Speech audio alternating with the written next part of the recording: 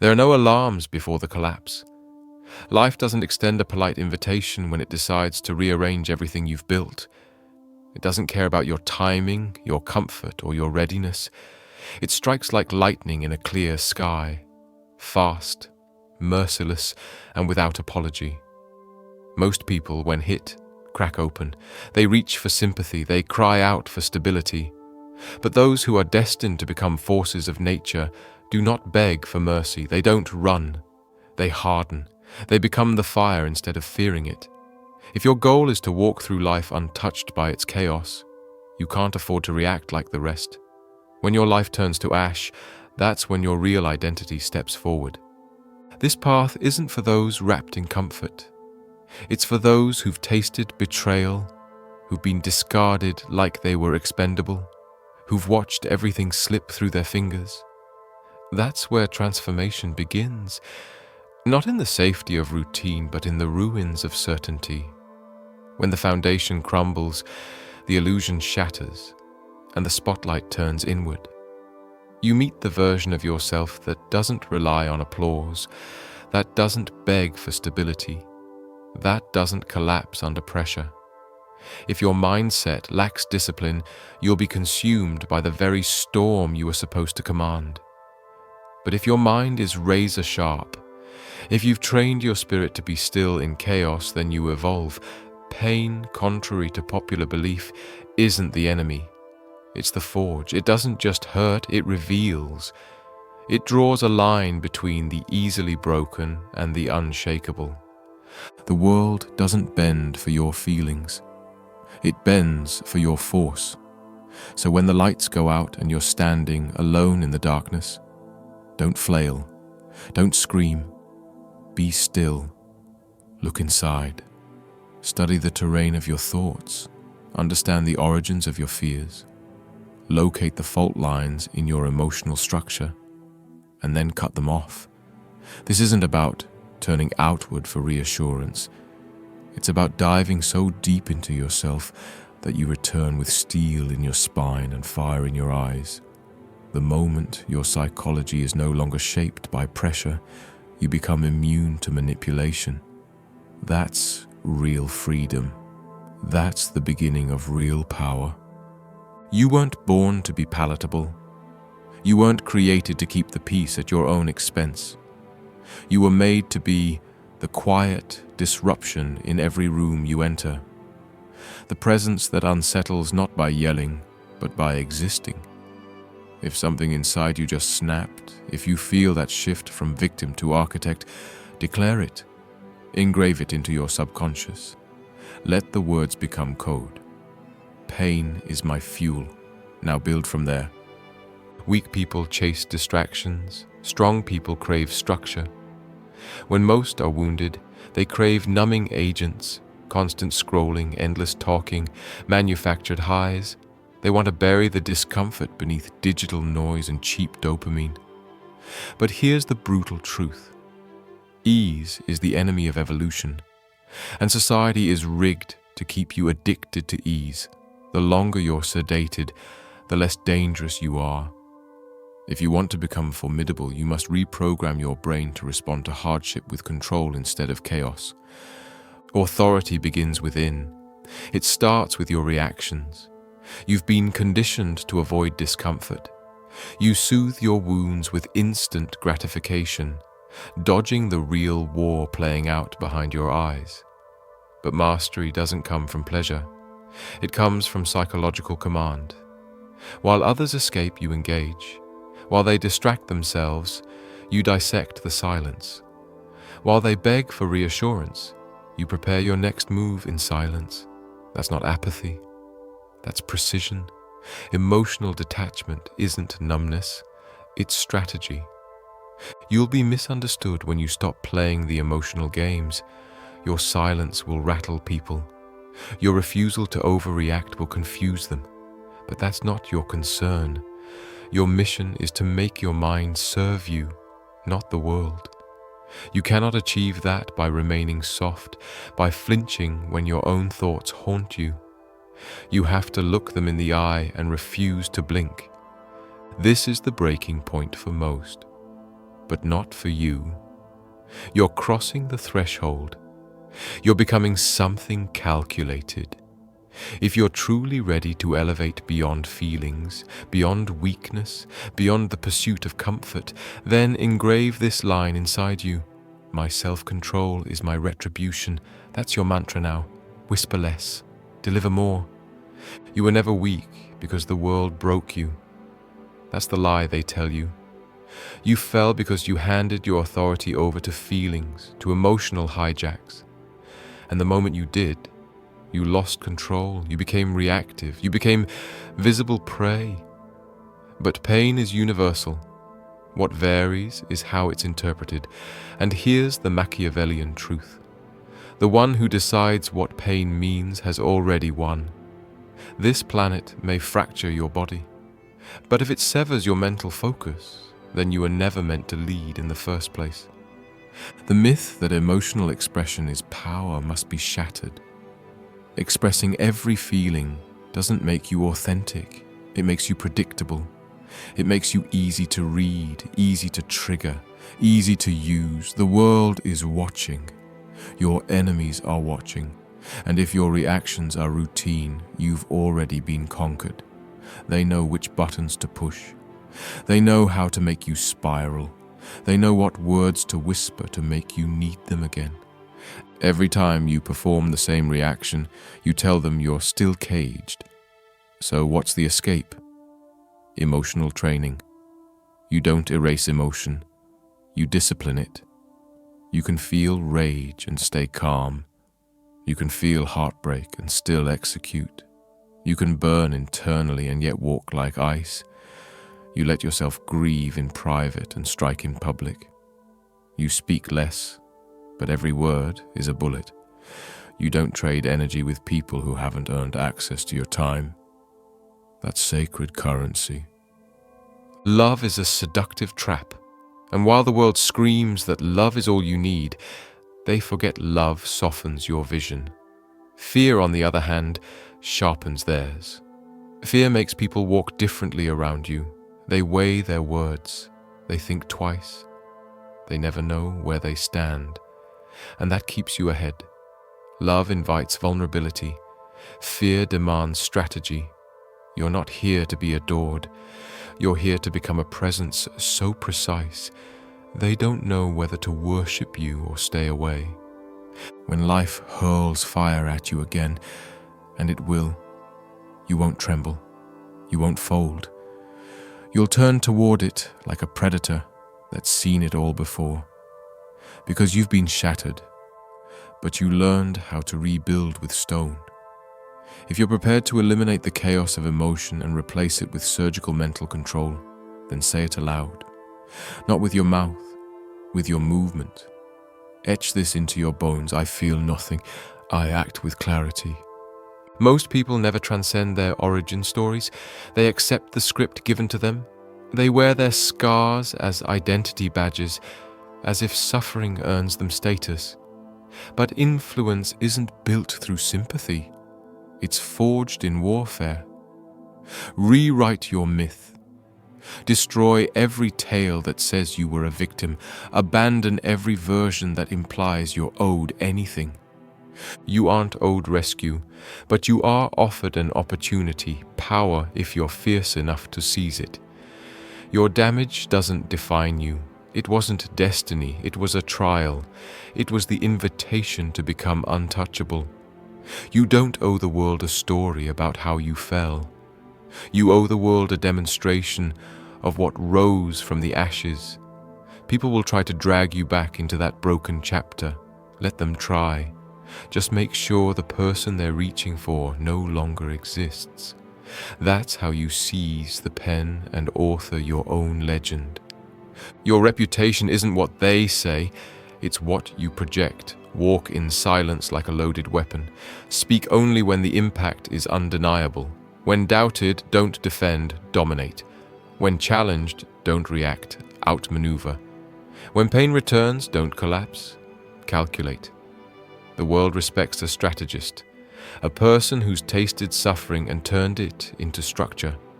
Every night, your brain may try to eat itself alive. That's part of the game.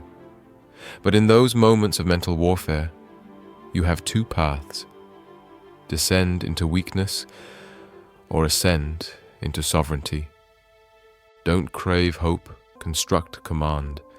Motivation fades, but mental discipline remains. Etch this truth deep within. You are not your old identity. You are the response it created. State it, mean it, declare it. The former me is dead. I am now the instrument. Say it, not for show, but for sealing the contract between your old life and your new code. There's a hidden assassin inside every attachment. It doesn't show its blade immediately. At first it feels comforting, like loyalty, like safety, like purpose. But slowly, almost imperceptibly, it begins to wrap around your strength like a noose. You start bending, compromising, lowering your guard just to keep people near, just to hold onto a version of life that no longer fits. That's how power is lost. Not in battles, but in invisible sacrifices. The moment your emotions depend on something beyond your command, you surrender your throne. And once the mind is tethered to outside forces, it's no longer yours. Real inner power demands separation. Separation from expectations, from people who only love the version of you they can control, from outcomes you can't force, from fantasies of how it should have gone. You cannot claim dominance over your mind while clinging to ghosts. Machiavelli didn't rise by begging. He ascended by studying, by detaching, by observing without being entangled. And if your goal is psychological invincibility, then detachment is not an option, it is a requirement. The truth is brutal. Whatever holds your peace in its grip controls you, and control is the only currency that matters. If someone's absence can shatter you, they were holding too much of your worth. If a dream falling apart leaves you hollow, it wasn't strategy, it was addiction. The real shift happens when you no longer react to loss, but anticipate it. When you can smile while they walk away, when your world doesn't shake when a door slams. That's when you've arrived. Because while others grasp for closeness, you master the ability to remain centered in absolute solitude. They'll say you've changed, that you're colder now, that you don't care, and they're right. You've stopped bleeding for those who only noticed your pain when it served them. You've stopped bending into shapes that made others comfortable while you broke in silence. You've stopped playing the emotional janitor, cleaning up everyone else's mess just so they'd keep you around. And now that you've decided to replace compliance with command, their story about you will change. Let it. You're no longer the character in their narrative. You've become the author of your own. This is the moment when power begins. When you stop needing closure. When you stop asking for explanations. When you stop reaching. Distance becomes your discipline. You don't shut people out to punish them. You pull back to protect the empire you're building. Emotional retraction is no longer weakness, it's positioning. And once you've built your fortress, no one walks through your gates without proving they belong there. Let them lie. Let them leave. Let them twist your silence into villainy. They don't realize you've already moved on, not with bitterness, but with brutal clarity. The role you used to play, the one who stayed too long, gave too much, explained too often. It's been retired. Loyalty means nothing if it costs your own. And that lesson, that's your turning point. The quiet realization that approval is the tax the powerless pay to be accepted. You don't owe that anymore. Disengagement is not apathy, it's mastery. When you pull your emotions out of someone's hands, they lose leverage. And most will not handle that well. They'll try to pull you back in with guilt, with nostalgia, with the illusion that you owe them another chance, but you don't. Not anymore. You've evolved. You've stepped into the arena of real discipline, the kind where emotions are evaluated, not indulged, the kind where silence carries the weight of 1,000 explanations you'll never offer again. This new strategy, it begins with subtraction. You cut what drains you, you mute what distracts, you leave what no longer contributes to your focus, and what's left is pure, refined mental authority, a throne no longer shared with emotional parasites. You're not in this life to be everyone's comfort. You're here to construct something unshakable. And the foundation of that structure is simple: emotional independence. The more you detach, the more they notice. But not because you're loud, because your absence is no longer apologetic. It's surgical. Let them scramble to understand why you've gone quiet. Let them wonder what you're building. The answer is simple. You're constructing a life that doesn't require their validation. That is your new form of warfare. Not retaliation, but removal. If anything you once chased suddenly feels unnecessary, congratulations. The illusion has broken. The chains have fallen. The distraction has lost its power. Comment that truth aloud, in action, in stillness. My peace is self-contained. I owe no one access. Now solitude, the final crucible. They'll claim it's dangerous, that being alone is failure, that silence means defeat, but that's propaganda for the dependent. The truth is, solitude is the ultimate forge. It burns away weakness. It reveals what's real. Isolation isn't punishment, it's preparation. In that space, you hear what the world drowned out. Your thoughts become weapons. Your focus becomes surgical. Every distraction, every false voice, every old version of you is incinerated in the silence. Weak people run from solitude. They stuff it with noise, with people, with endless movement. But those who are rising, they choose it. They seek it. Because they know the louder the world gets, the more powerful the man who can be still becomes. This is the realm where you audit your life, where you interrogate every belief, every dependency, every habit, where you strip your identity down to what's essential and discard the rest like dead skin. This isn't recovery, it's rebirth. And rebirth isn't soft, it's surgical. The man who emerges from solitude is no longer interested in being understood. He's interested in being untouchable. And that kind of presence doesn't shout. It doesn't broadcast progress. It doesn't document healing. It simply returns when it's ready, unshaken, unreadable, and impossible to ignore. This transformation is not poetic. It's tactical. You no longer wake up looking for dopamine. You wake up for discipline. You don't ask why it happened. You ask how it shaped you. You don't revisit the past. You weaponize it and you build, alone, quietly, unapologetically. When they see you next, they won't recognize what you've become. And that's by design.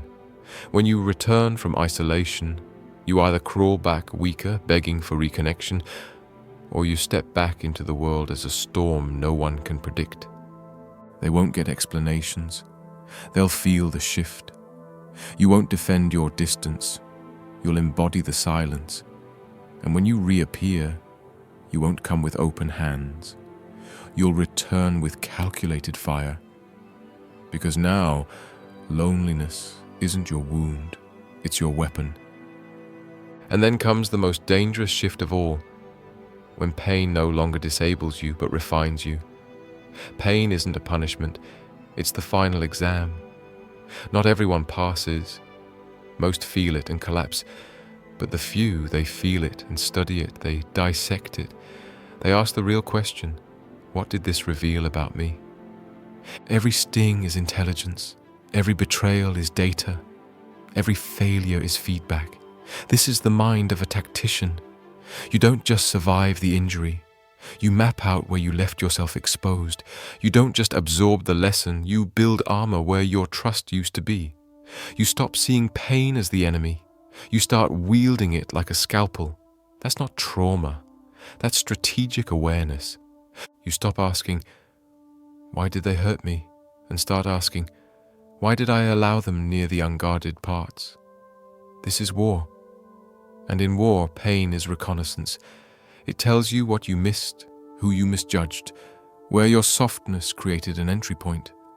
The world will tell you to feel it all, cry it out, be vulnerable. But Machiavellian minds know better. Emotions are important, but they are not commanders. They are signals, and signals are to be interpreted, not obeyed blindly. You begin filtering every input, people, thoughts, actions. You speak less, you watch more. Your words now carry weight because you only speak when necessary. You don't respond for validation. You don't act for acceptance. You move because the move is right. And when provoked, you don't explode. You log the data. You don't argue. You assess. You don't retaliate. You reposition.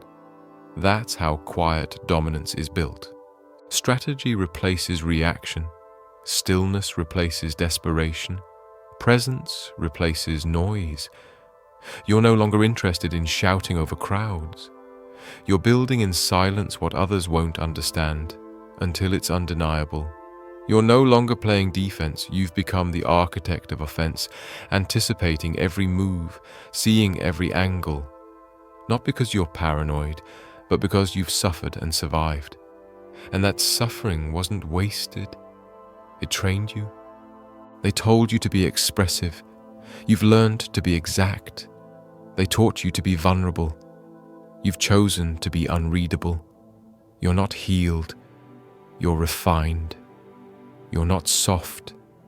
You're strategic. You're not emotional. You're effective. That's the new you. And it's terrifying to those who used to hold your strings. You don't pray for less pain anymore. You extract intelligence from it. You don't panic under pressure. You breathe through it. You don't crumble when hit. You recalculate. You are no longer a slave to reactions. You are now a master of outcomes.